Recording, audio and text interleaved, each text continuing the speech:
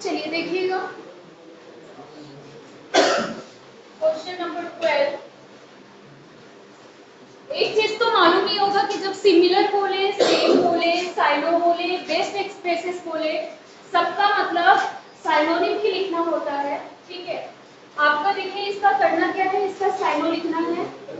आपका वर्ड दिया है रिसेप्टिकल। अब रिसेप्टिकल का मतलब तो पता होना चाहिए क्या होता है। देखिए रिसेप्टिकल का मतलब होता है आपका कंटेनर। रिसेप्टिकल का मतलब कंटेनर, जो भी सामान कोई चीज में रखते हैं ना कंटेनर में, वही हुआ आपका रिसेप्टिकल। ठीक है, कंटेनर बोल सकते हैं, वेसल्स बोल सकते हैं, बॉक्स बोल सकते हैं, होल्डर बोल सकते हैं और बीट भी बोल सकते हैं। ये सबका मतलब सेम है, ये सब इसका साइनोनिम है। ठीक है, आपका आंसर हो जाएगा कंटेनर, क्योंकि रिसेप्टिकल का मतलब कंटेनर भी होता है। बाकी का ऑप्शन देख लीजिए। कंपार्टमेंट, कंपार्टमेंट का मतलब क्या होता है? कंपार्टमेंट का मतलब होता है कोई भी बड़ा चीज उसको सेक्शन में जब डिवाइड कर देते हैं तो वही हो गया आपका कंपार्टमेंट, मीन सेक्शन। सेक्शन भी बोल सकते हैं या चैम्बर भी बोल सकते हैं। चैम्बर ये स्पेशली ट्रेन के लिए यूज किया जाता है। ट्रेन में क्या होता है, एक बहुत बड़ा ट्रेन को बॉक्सेस में कन्वर्ट कर दिया जाता है ना, एक चैम्बर, दो चैम्बर, एक सेक्शन, दो सेक्शन, तो वही हो गया आपका क्या, कंपार्टमेंट। होल का मतलब तो पता ही है, होल का मतलब छेद, और ये होल का मतलब क्या, टोटल। ये होल का मतलब टोटल, कंप्लीट। कंटेनर का मतलब तो पता ही है। और फनेल का मतलब क्या होता है? फनेल का मतलब होता है इस टाइप से बना होता है। ठीक है, इस टाइप से बना होता है, कोई भी लिक्विड को डालना होता है ना, तो इस टाइप से, जिसको हिंदी में क्या बोलते हैं, कुप्पी बोलते हैं हिंदी में। और फनल आपका एक केक भी होता है, फनल केक भी होता है जो जलेबी की तरह रहता है। ठीक है, हालांकि फनल फनल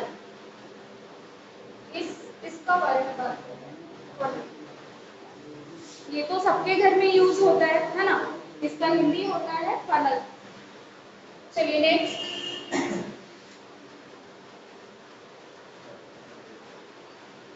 क्वेश्चन नंबर 13। चलिए क्वेश्चन नंबर 13 में आपको वैनिटी। अब वैनिटी का नाम सुने होंगे तो आप जब मूवी वगैरह देखते होंगे तो आप सुनते होंगे वैनिटी क्या, वैनिटी वन या वैनिटी कार सुनते होंगे, है ना। अब बताइए कि जिसके पास वैनिटी कार होगा वो अपने आप को प्राउड फील करेगा या फिर डाउन फील करेगा? प्राउड फील करेगा। तो वैनिटी का मतलब ही होता है फीलिंग ऑफ प्राउड। अब प्राउड को आप और क्या क्या बोल सकते हैं, इसका और साइनोनिम लिख लीजिए। प्राउड तो बोल ही सकते हैं, और क्या बोल सकते हैं, ईगो बोल सकते हैं, ईगोटिज्म बोल सकते हैं। ठीक है, और क्या बोल सकते हैं, एरोगेंस बोल सकते हैं,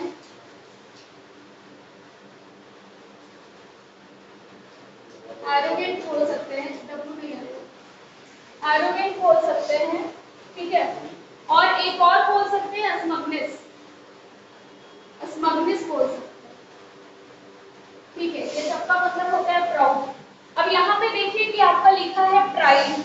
अब बात है कि प्राउड और प्राइड होता क्या है, दोनों में डिफरेंस क्या है? दोनों का मतलब मीनिंग सेम है, लेकिन ये प्राइड जो है ये आपका नाउन है, और ये प्राउड जो है ये आपका क्या है, एडजेक्टिव है। बस यही डिफरेंस है, मीनिंग दोनों का सेम है। ठीक है, लव का मतलब तो पता ही है, करेज का मतलब तो पता ही है, करेज का मतलब उत्साह, और ह्यूमिलिटी का मतलब होता है लैक ऑफ प्राइड।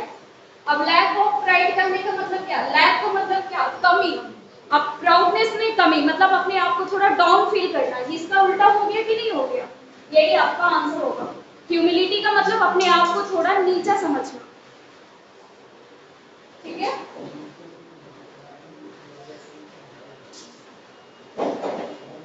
ठीक है, ये सब आपका आगे रहता है, नोट करना तो कर लीजिए।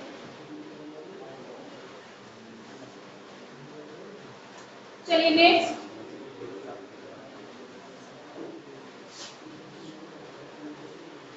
करेक्ट स्पेलिंग आपका देखना था ना। एक्यूजिशन का कौन सा स्पेलिंग सही है देखिए। चलिए एक्यूजिशन का कौन सा स्पेलिंग सही है, एक ऑप्शन आपको उधर छूट गया फर्स्ट वाला जो कि ऑलरेडी गलत था। अब इस तीनों में देख लीजिए कि किसका स्पेलिंग सही है। देखिए जिस भी प्रोनाउंसिएशन में लास्ट में शन आता है उसके लिए तो TION आता ही है ना, ये तीनों में है, फर्स्ट वाला में नहीं था, उसमें SION दे दिया था, तो आप वहां से उसको काट सकते हो, ठीक है। और अब है एक्यूजिशन, अब एक्यूजिशन बोल के देखिए कौन सा सही आ रहा है। एक्यूजिशन यही सही है। एक्यूजिशन का मतलब होता क्या है,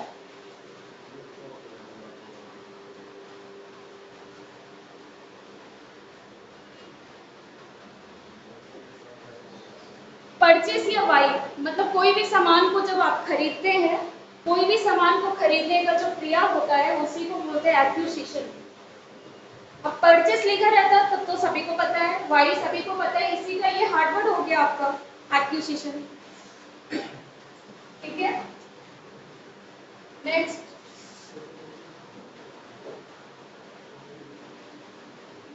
चलिए क्वेश्चन नंबर 15 आपका फिल इन द ब्लैंक्स दिया है, आपका सही ऑप्शन देखिए क्या आएगा।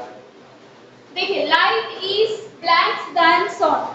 अब एक चीज और मैंने क्या बताया था कि किसी भी सेंटेंस में आपको नो या नोट दिख जाए वो सेंटेंस कैसा होगा, निगेटिव होगा, और किसी भी सेंटेंस में आपका देन दिख जाए तो वो सेंटेंस आपका कंपैरेटिव सेंटेंस होगा, ठीक है। तो इधर भी आपको कंपैरेटिव आएगा, तो देखिए कंपैरेटिव तो सभी लिखा है, सब में ER लगा के रखा है, लेकिन अब आप ही बताइए कि मोर फास्टर कभी हो सकता है क्या, मोर तो ऑलरेडी कंपैरेटिव है और ये डबल कंपैरेटिव यहाँ पे क्यों आएगा, फास्टर तो ऑलरेडी कंपैरेटिव बना दिया है ना, तो इसमें मोर लगाने की जरूरत है क्या।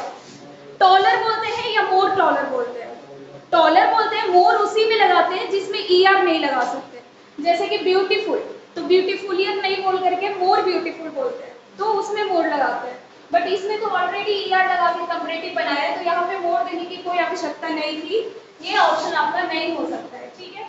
अब बात रहा कि ये तो तीनों कंपैरेटिव दिया है, तो यहाँ पे हम ऑप्शन कौन सा रखेंगे, तो यहाँ पे देखिए सेंस क्या निकल रहा है, light is blanks than sound. Light जो है वो साउंड से क्या होता है, फास्टर होता है, साउंडर होता है या लाइटर होता है।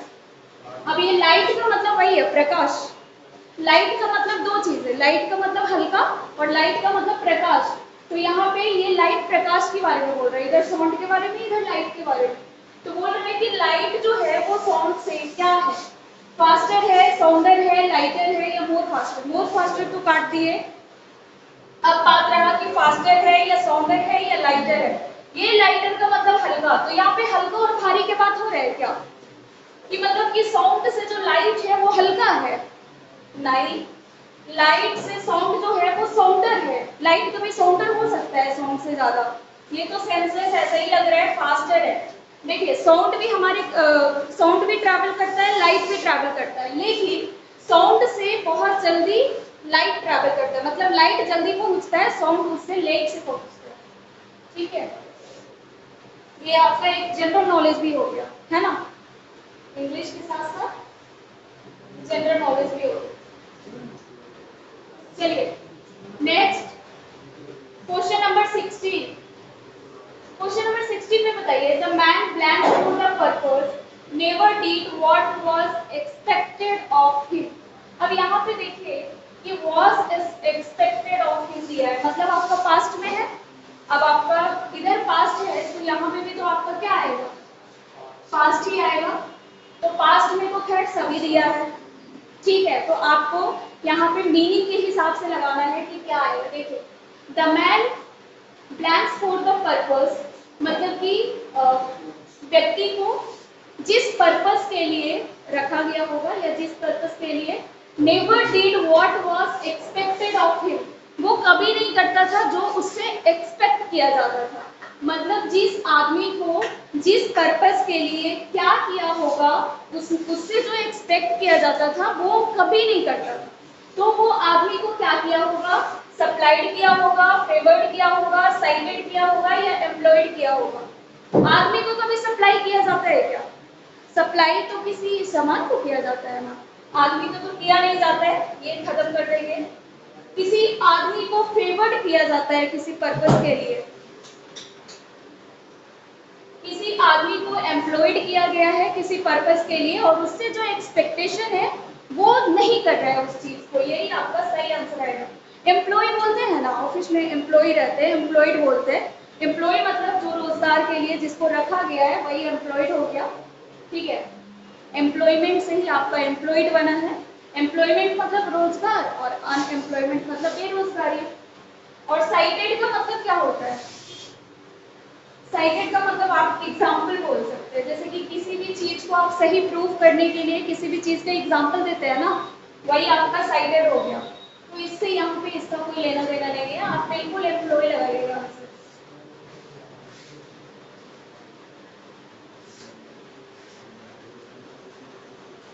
चलिए नेक्स्ट।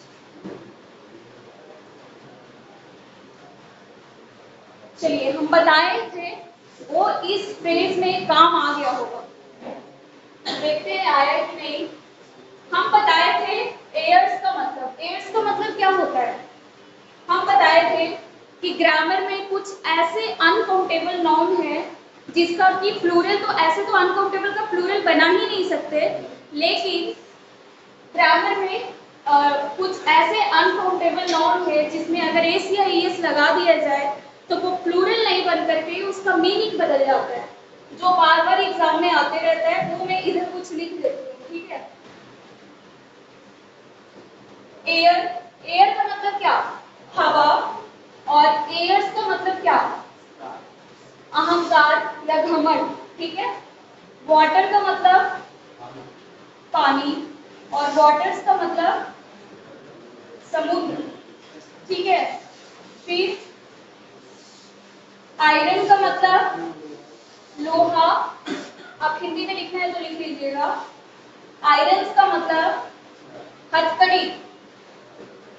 वुड का मतलब लकड़ी, और वुड्स का मतलब, ये आपका पैराग्राफ जो दिया रहता है ना कॉम्प्रिहेंशन, उसमें ये काफी बार वुड्स आते रहता है, तो वहां पे लकड़ी नहीं उसको समझना है, जंगल समझना है, ठीक है। स्वीट का मतलब मीठा, और स्वीट्स का मतलब मिठाई, मिठाई, ठीक है। ये सब आपका यूज होते रहता है। आयरन तो नहीं आता है, आयरन नहीं आता है, वो लिख दिए। बाकी वुड, स्वीट, वाटर, एयर आपका आता रहता है, ठीक है। वुड, ठीक है।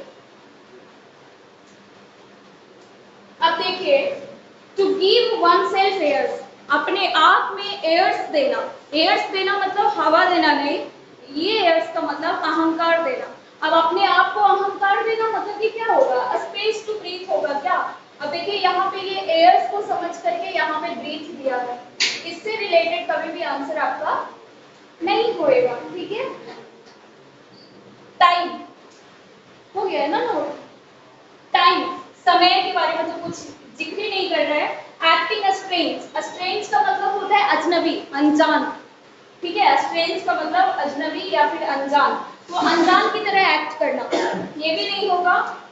बिहेविंग एरोगेंटली, बिहेविंग एरोगेंटली मतलब थोड़ा सा घमंड टाइप की बात करना। अभी मैं पीछे लिखाई थी ना प्राउड, तो मैंने एरोगेंस उसमें एक साइनोनिम लिखाए थे, ठीक है। एरोगेंस का मतलब होता है घमंड, थोड़ा सा बढ़ा चढ़ाकर अपने आप को बहुत ज्यादा समझ करके बोलना, वही होता है बिहेविंग एरोगेंटली, मतलब अपने आप को आप बहुत बड़ा समझ करके बात करना। ठीक है। अगर एयर्स के मतलब पता होता कि अहंकार होता है तो यहाँ पे आप एरोगेंटली आंसर बिल्कुल लगा सकते हो। डिलीट कर दो। चलिए नेक्स्ट।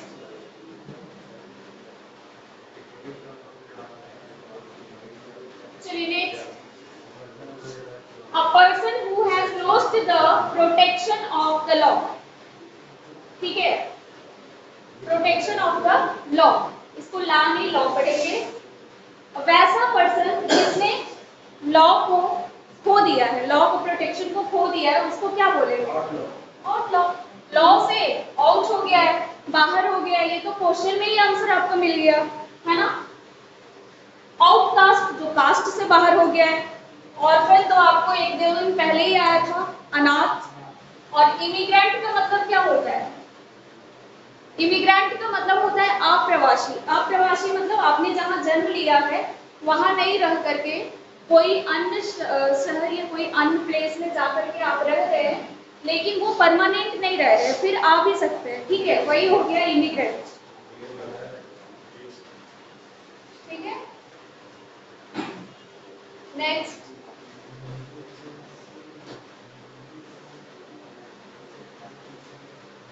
चलिए एक्टिव पैसिव है, ये तो बिल्कुल बन गया होगा ना, ये तो वर्ग से ही बन गया होगा। देखिए अम्यूज्ड दिया है, अम्यूज्ड आपका क्या है? अम्यूज्ड क्या है आपका? V2 है ना। और जब एक्टिव में V2 हो तो पैसिव में क्या होता है? वाज वर प्लस V3 तो होता ही होता है हर एक पैसिव में। अब देख लीजिए कि इसमें वॉज तो कहीं दिख नहीं रहा है और बींग कहां से यूज कर दिया, गलत हो गया। इसमें हैज दे दिया है, गलत हो गया है ना। और इसमें तो इज दे दिया है, गलत हो गया है ना। इसमें वॉज दिया है, एक ही ऑप्शन, कुछ देखने की जरूरत नहीं पड़ी, सिर्फ वर्ग से ही बन गया ना आपका।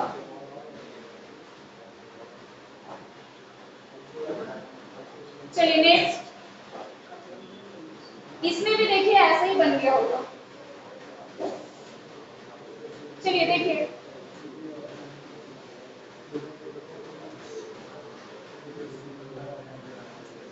ये आपका डायरेक्ट इनडायरेक्ट है। देखिए आपका डायरेक्ट में दिया है क्या?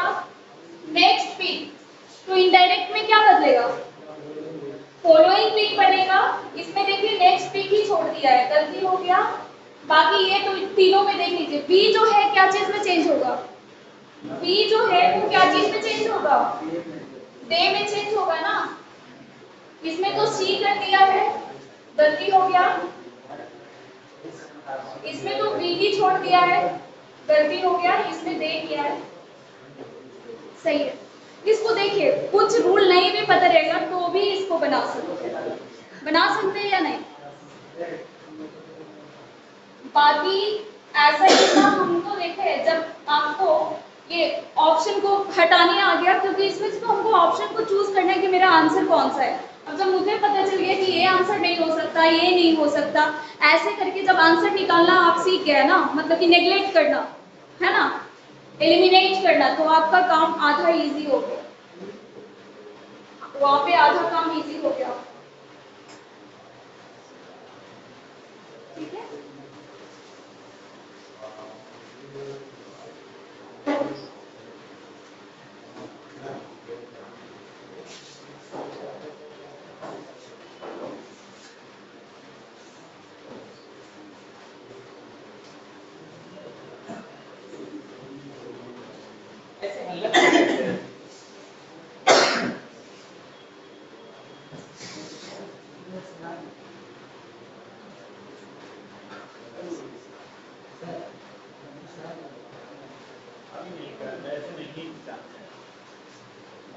चलिए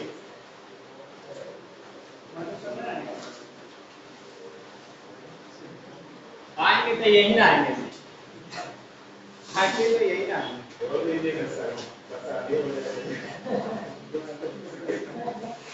तसल्ली क्या हो। चलिए पहले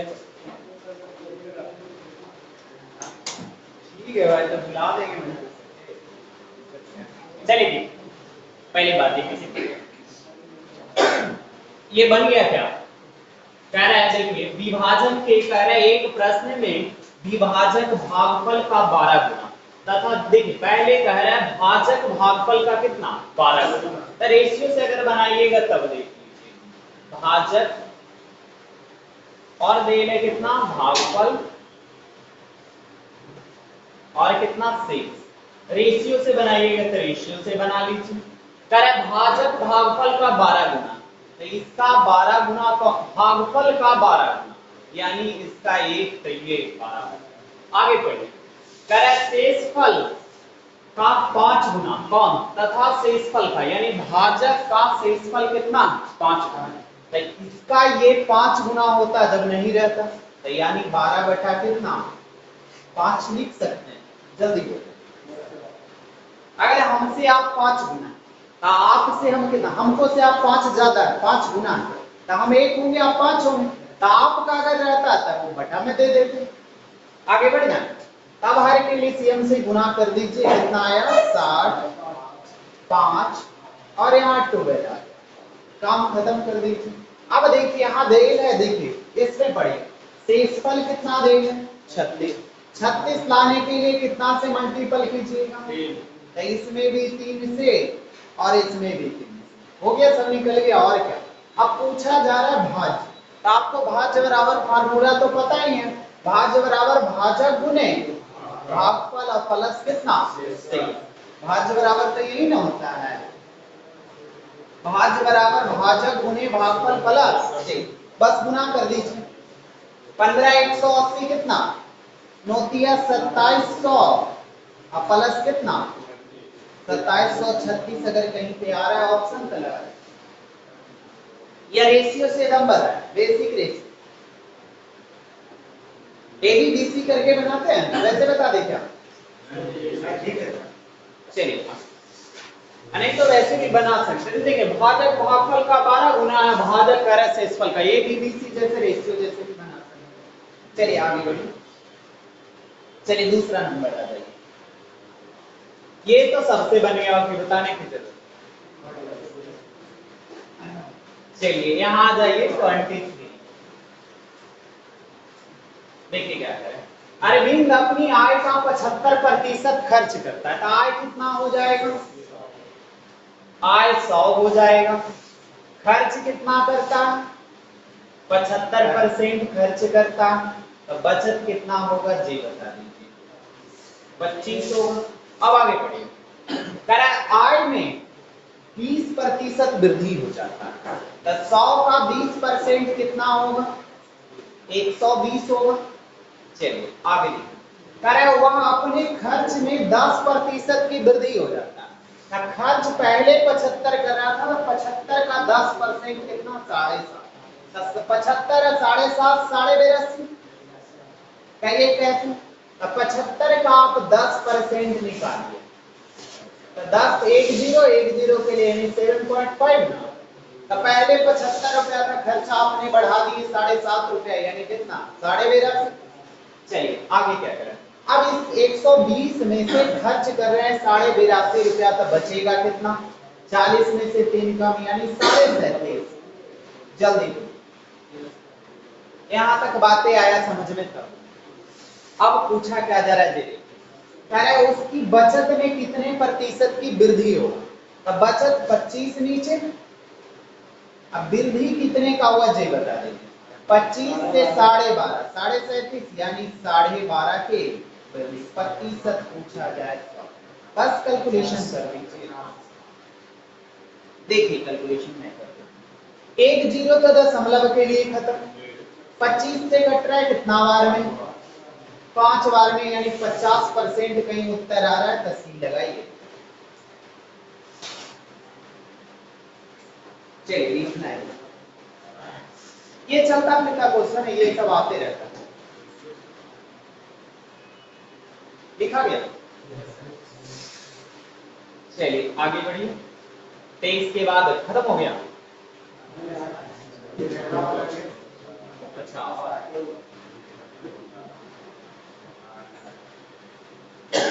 चलिए 24 जरा यहाँ, हाँ ये देखिए देखिए कह रहा है एक धनराशि पर साधारण ब्याज राशि का 1/16, यानी मूलधन 16, ब्याज 1, अमाउंट 17। जब निकालना, आगे जरा एक लाइन और पढ़, कह रहे हैं यदि वर्ष की संख्या अब वार्षिक दर दोनों बराबर रहेगा तो जितना आएगा रूट में आएगा। तो रूट में आएगा तो 1/16 का मतलब 100/16 का कितना हो जाएगा रूट 10/4। 10/4 का मतलब 5/2 को उत्तर आ रहा है तो देख लीजिए। तो 5/2 एक को तो आएंगे रहे, बनाने की कोई जरूरत नहीं, 3 लिख के बनाइएगा तब देख लीजिए। देखिए लिख के बनाइए, देखिए क्या कर रहा है, इसको कह रहे हैं ये मूलधन हो गया और ये क्या हो गया, एसआई ब्याज हो गया। तो मूलधन देखिए, मूलधन कितना लिखिएगा 16, एसआई ब्याज कितना है 1, अमाउंट कितना होगा 17। यहां तक काम खत्म कर दिए।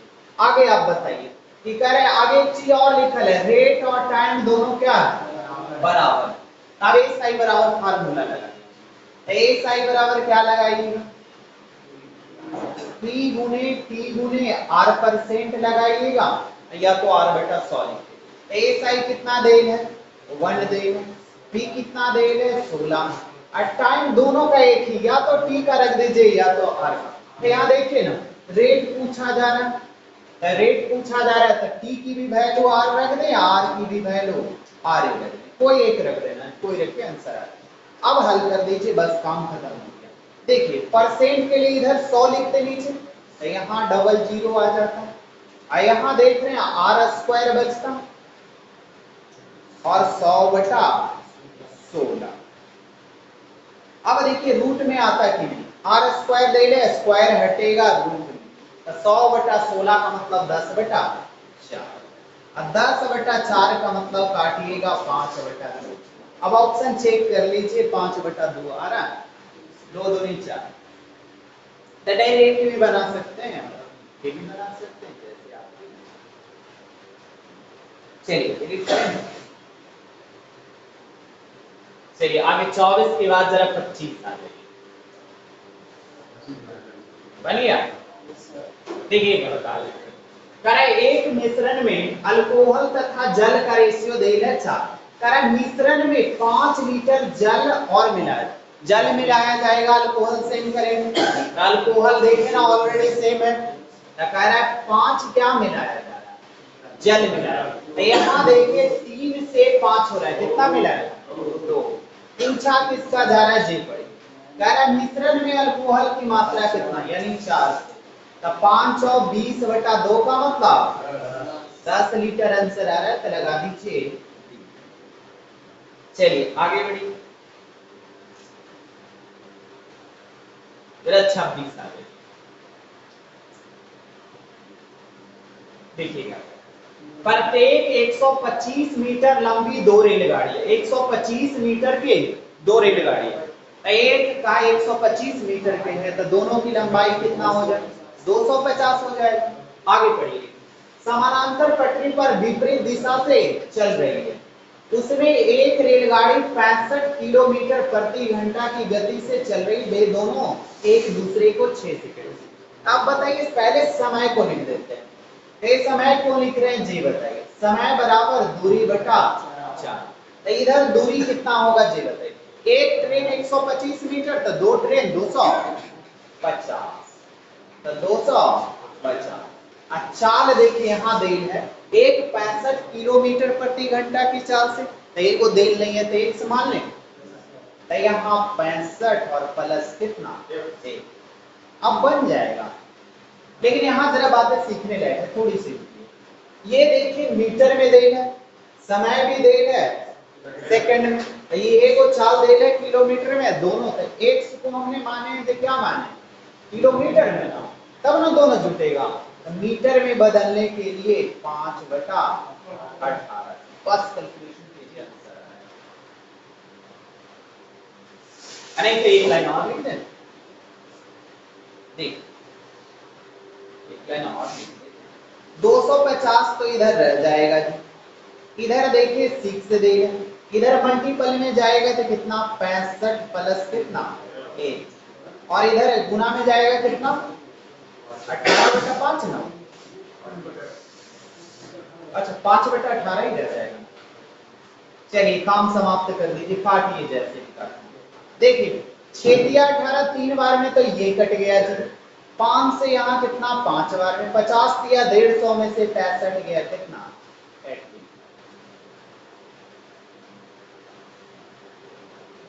जल्दी फिर से बताएं।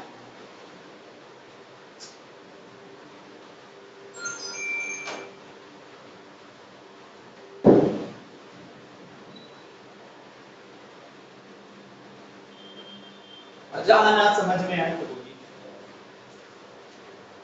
चलिए आगे बढ़िए।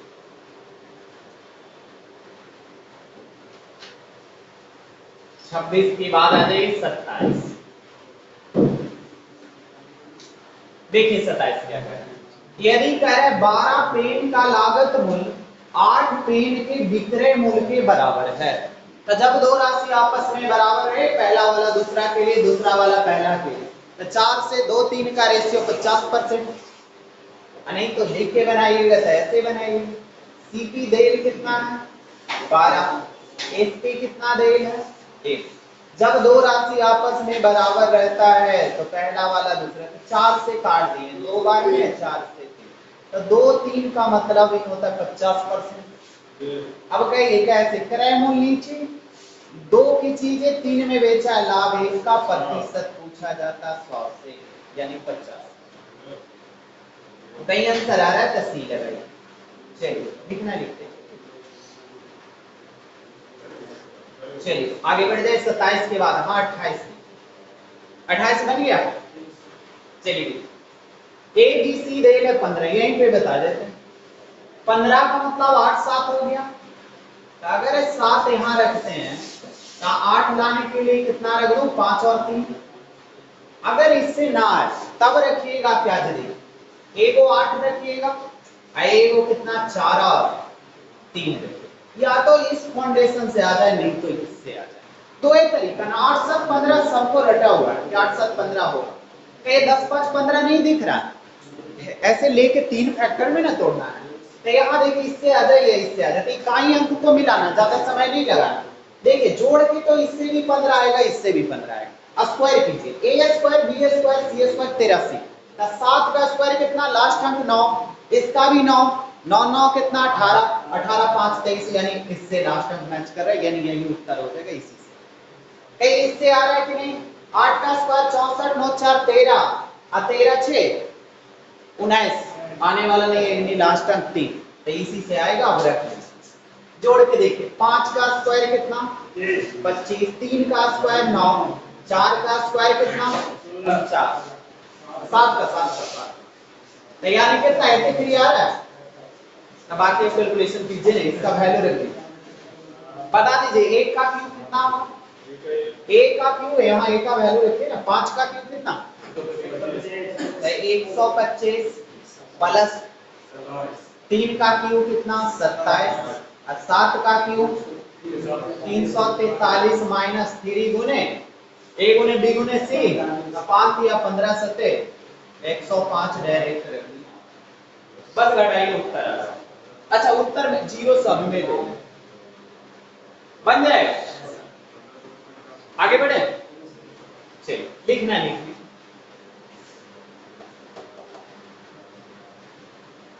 यार ओके। चलिए ये याद है, बन गया आसान है। देखिए पहले क्वेश्चन पढ़ देते हैं, जैसा कहेगा जैसा नहीं। कह रहा है 2 सेकेंडरी वृत्त, वृत्त की त्रिज्या 17 सेंटीमीटर 10 सेंटीमीटर, और कह रहा है एक सरल रेखा एबीसीडी, तो पहले 2 को सर्कल आप बनाना, जैसा भी हो, एक सर्कल हो गया और एक सर्कल। चलिए काम करेंगे तो सर्कल बनाएंगे, चलिए कोई दिक्कत नहीं है। अब देखिए यहां पढ़िए ए तथा डी बिंदु बड़े वृत्त पर, इस लाइन को यहां पढ़िए, एडी कर रहा है बड़ा वृत्त, तो ए और डी एक लाइन खींच रहे हैं जिसके बारे में बातें कर रहे हैं, ए और डी यहां होगा। आगे कह रहा है बीसी छोटे वृत्त पर, यानी यहाँ जो टच करेगा बीसी ना हो। अब पढ़िए, बड़का देल है जो त्रिज्या कितना का है 17, तो ये 17 हो जाएगा, तो इधर भी लिखना है तो लिख दीजिए ये भी 17 हो जाएगा। अब छोटा वाला एक बना लीजिए, अगर ये बनाइएगा तो कितना 10 और ये कितना होगा 10, काम खत्म हो। अब लास्ट पढ़िए, देल है बीसी कितना देल है 12, तब बीसी 12 देल है, तब बीच से अगर ये लेके लाइन चलते तो ये भी 6 हो जाता, ये भी 6 हो जाता। अब यहां तक क्वेश्चन कर रहे हैं, अब बाकी कुछ नहीं है। देखिए अगर ये ट्रायंगल को लेके चलते तो आप बताइए ये वो 6 है वो 10 है, तो कितना 8 6 10 होता है ट्रिपलेट। तो यहां तक सही हो गया। अब बड़का में आप आ जाइए, बड़का इसमें आप आ जाइएगा कि देखिए कि 8 देल है और ये कितना देल है 17 देल है, तो ये यहां से यहां कितना 15 हो जाए। तो यहां से जब ये 15 आया तो ये भी 15, 15 15 कितना आएगा 30 आ जाएगा। चलिए काम खत्म कर दीजिए, और क्या 30 अंतर लगाइए या फिर से बताएं, जल्दी फिर से बताएं, बन जाएगा। लिखना है, लिख लीजिए, आसान है, सिर्फ ट्रायंगल इतना बना दिया है, कुछ नहीं। दो को ट्रायंगल दे है, एक कह रहा है कितना, ये कह रहा है एक 10 दे है, एक 6 दे है, तो ये 8 होगा। दूसरे ट्रायंगल की बातें कर रहा है कितना, एक 8 दे है और एक 17 दे है, तो ये 15 होगा, तो ये बस सिंपल से इतना उलझा दिया है, कुछ है इसमें नहीं। आगे बढ़े, चलिए आगे जरा देख लीजिए, खत्म हो गया क्या है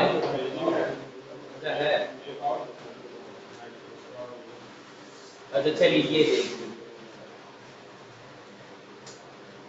देखिए जरा, देखिए tan, ये तो आसान से दिख रहा है जी आपको, यहाँ दे रहा है tan theta minus cot theta 0, तो किसका मान 0 आएगा 45, थीटा का मान रख दीजिए ना, थीटा का मान अगर 45 रखेंगे 0, कैसे थीटा 45 डिग्री का 1 हो जाएगा, cot का 1 हो जाएगा, 1 माइनस 1 0, यानी 45 का मान रखना है। तो यहाँ देखिए पूछा क्या जा रहा है, sin थीटा अब प्लस कितना cos थीटा का वैल्यू पूछा, sin 45 का कितना 1/2 1/2 अब प्लस कितना, बस इसको जोड़ दीजिए, तो यहाँ जोड़िएगा तो √2 एलसीएम हो जाएगा, तो 1 + 1 कितना 2 √2।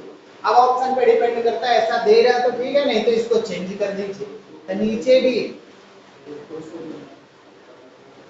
भी √2 से गुना, ऊपर भी √2 से गुना, तो √2 कितना हो जाएगा 2 √2 और √2 गुने 2 कितना 2, 2 से 2 खत्म, यानी √2 आ रहा है।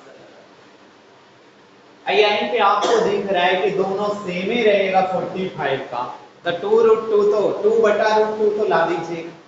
अब उतना का पता है कि √2 होता ही नहीं, आंसर एक ही ऑप्शन में है, ये रूट वाला आंसर यही है, लिखे के आवश्यकता ही नहीं पड़ती। आगे बढ़े, चलिए 31 जरा आ जाएंगे, 31 बन गया नहीं बना, चलिए बनिए 32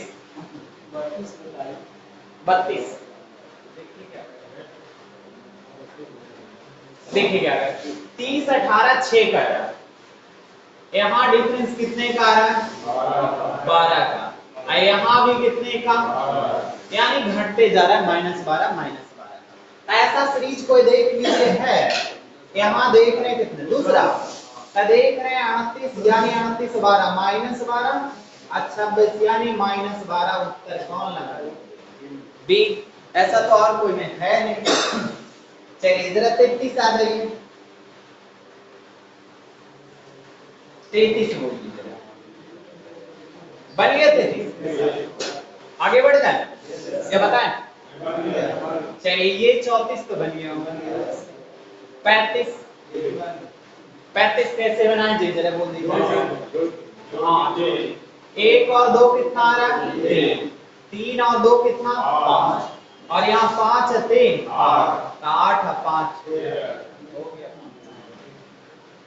चलिए मैम क्या करें नहीं नहीं